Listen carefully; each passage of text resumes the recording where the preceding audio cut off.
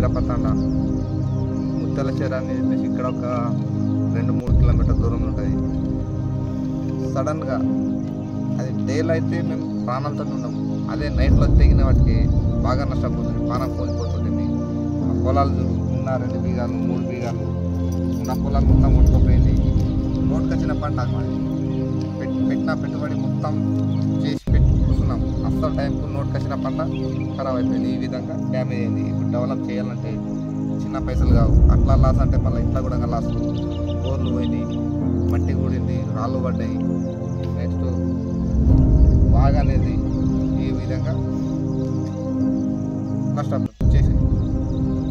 ఈ విధంగా నష్టం చేసింది. ఉన్న ప్రభుత్వం ఇప్పుడు ఏదో నష్టపోయిన బంజారాలను ప్రభుత్వం మాకు ఆదుకోవాలా అని చెప్పేసి